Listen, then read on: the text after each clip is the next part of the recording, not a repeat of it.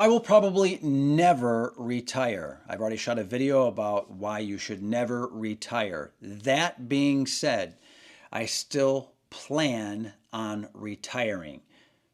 How can that be? On the one hand, I believe very, very strongly that we as humans should work. And what I mean by that, very specifically again, is that we should produce more than we can consume as long as we can. Provide something of value to other people, be meaningful, be purposeful, create value for other people. And as long as you're doing that, you'll always be happy and satisfied, and you'll never want to retire.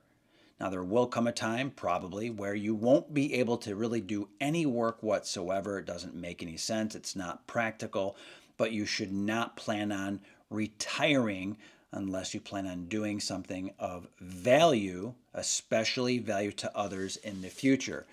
So, before you retire, you really need to take some of these things into consideration. I don't think you should ever retire, but if you are truly going to retire, this is what you need to be thinking about.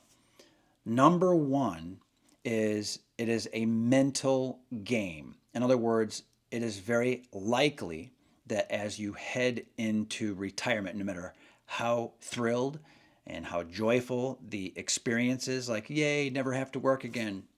Yes. Even if that's the case, once you are actually retired, it is quite likely that you will simultaneously feel relief and a lot of new anxiety. So, where does this new anxiety come from? It's unfortunate, but so many retirees experience nagging anxiety and uncertainty when none of us likes uncertainty, and it's not great to be frustrated and to be anxious. So, where does this come from? I'll give you one or two reasons why you might be very anxious in retirement, and that comes down to the question of, do I have enough? Do I have enough that will take me all the way to the end? Do I have enough to enjoy the time that I have? Do I have enough? It's a matter of looking at what you've got, no matter how big or small the pile is, no matter how wonderful your retirement looks in terms of the finances, in terms of the plans, in terms of all the little details, all the dreams that you've had. But now, as you are in retirement, it's likely your mind will start playing tricks on you and you'll ask, do I have enough? Have I taken care of the uncertainties? In other words, is something going to pop up and ruin me? Have I thought of all the different things that are the typical pitfalls and the non-typical pitfalls? Is it likely I'm going to run into a black swan, which is a unknown event that just knocks you on your keister, right? And that's all tied to, do I have enough? Another thing from a emotional point of view is fear versus freedom. As you're leading yourself, because it's you leading yourself, it's not the world, unless you are let go, right? You were downsized, if you were reduced, whatever the language is these days. For the most part, you've been dreaming of freedom. And while you're working, your mind probably is a little bit stressed out. You're looking forward to being done with that stress, and you're looking for opportunity. You're looking for the opportunity to chillax. You're looking for the opportunity to maybe do something on the side, maybe spend time with loved ones, maybe just, do what you need to do. Finally get your life in order, make up for some past mistakes in terms of health, maybe relationships as well. Okay, so that feeling of freedom, which is very positive in most cases, it can be a little scary, but in terms of the positive emotion, it quickly becomes negative because of fear. So you start having different questions roll through your mind, like, do I have enough? Will this last? Is that a smart investment? Who should I talk to? Who can I depend on? How do I know this? How do I know that? And you can do a lot of prep work, but still, that dream of freedom can become the nagging thoughts and feelings of fear. Another thing, too, is I think a lot of people that are getting closer and closer to retirement, this is based on experience, this is based on conversations, being in the belly of the beast, large corporations, and so forth, is that there is a paycheck safety net. And I'm talking about not just the regular income, the regular dollars coming in, but also health care, also funding the retirement account. Also, it's kind of like a sorority or fraternity that, especially if you go into work, you know who your coworkers are and you have something of a social net. Now, those people are probably not your friends. So that's an interesting aspect. They're not your friends, but they are people that's still social. And we're social animals. So the paycheck safety net is a big part of it. But I would also say the social safety net. And also, you know exactly what you need to do, at least Monday through Friday. I'm speaking from a traditional point of view, of course, but you know Monday to Friday what you're doing. You know what your time is. You know what your time is worth. You know what your time is applied to. You know how others view your time. And you know that because of the paycheck. And you also know that because of the work environment and your role in it. These things are not to be ignored. Okay, so how do you overcome retirement anxiety, retirement problems? Okay, so before you retire, that's the key here. Before you retire, you really want to track your budget, not have a budget, track your actual spending. They're not the same thing. Many people say, "Oh, I can get by on 5,000 a month, 3,000 a month, 7,000 a month." There's some amount that they have and they say that's what I can live off of. But when they actually track their expenses, it can be wildly off. So I've known people that say they can live off of 5,000 and they're really spending like $7,500. They're spending way more, but they put it on credit cards or they use home equity loans or they're robbing Peter to pay Paul, things of that nature where it looks fine. Their budget is 5,000, but 7,500 is going out the door, which really adds up and it can set you back and really ruin a retirement. So track what you're actually spending. There's software out there that allows this. You can use a simple spreadsheet to track what it is you're actually spending. That means, yes, keeping track of the credit card spending, keeping receipts. It's worth it for at least a few months to get that data, if nothing else, so you know you're not missing anything and really look at all of your expenditures. Tracking your budget before you need to is so critical. So, again, track spending because that's tracking your current spending budget. And then from there, you can say, all right, what's the gap between what I'm spending and what I think I need to have for a retirement budget? That will give you peace of mind because you'll have certainty and clarity on what you're actually spending. And then you can kind of compare that against your wants and your desires, right? Not your needs, your wants and desires. You can kind of take a look at that and go, okay, this is what I have to have. This is what I want to have. Here's what I am spending that I must spend. And here's what I spend.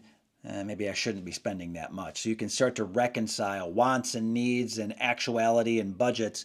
It starts to come together because you're tracking it. You're aware of it. It's meaningful. And that will significantly reduce the stress in your life.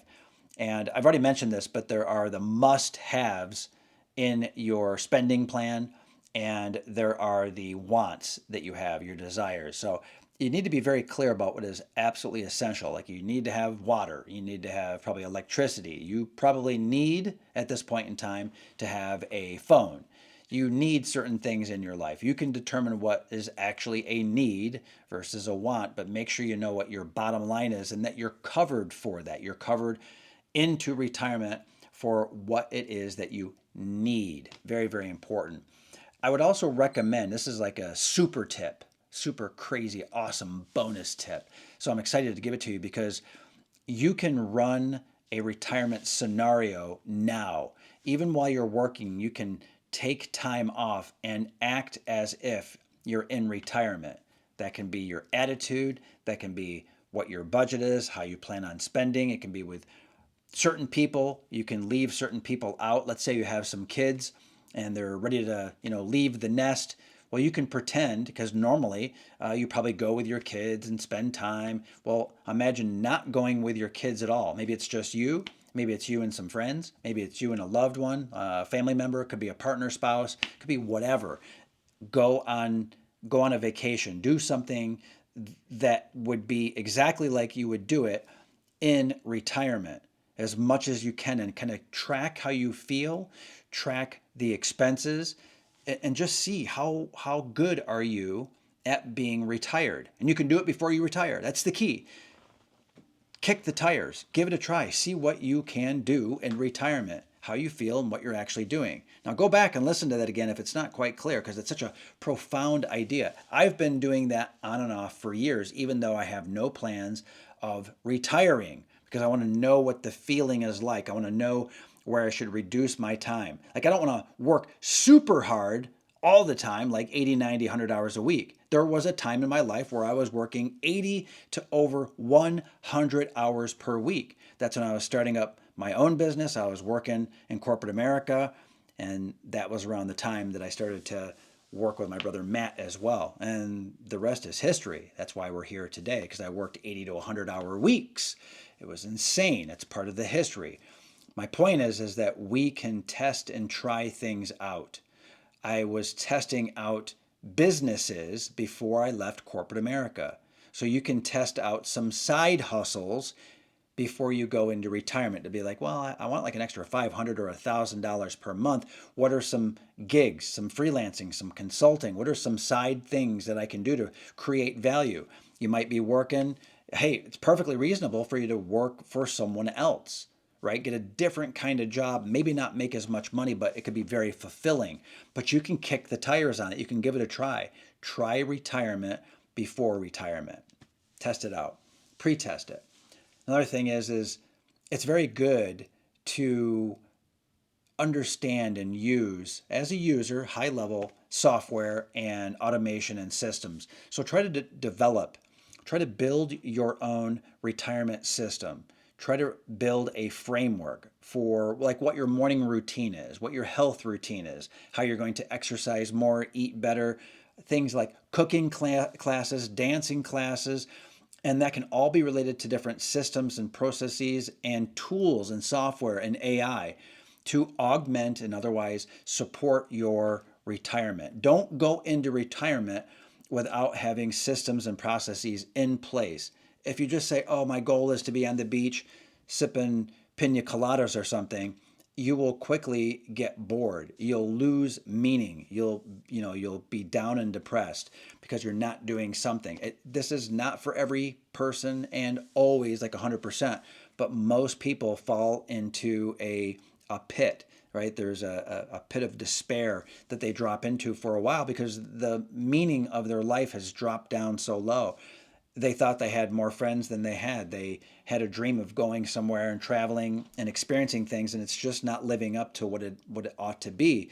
So automation and software and systems can actually help you. If you have a morning routine, as an example, or if you have a certain kind of retirement budget, for example, and so on, you can actually make sure that when you transition from not being in retirement, right, working, to being in retirement, you'll know that you've got a soft, smooth landing because you've built pieces and parts and functionality into your life. So morning routine, processes, getting up, appreciation, gratitude, journaling, gardening, can be whatever. Just make sure that you've tasted it, that you've tried it, that you understand that it's not just this giant leap. It should be more of a transition. You don't want it to be a big leap, right? You want it to be a nice transition, not be the leap. It's too aggressive, and that's why people end up getting sort of disturbed, stressed, frustrated, and anxious. Now, I got a couple of extra bonuses for you. Before you retire, make sure you know your why.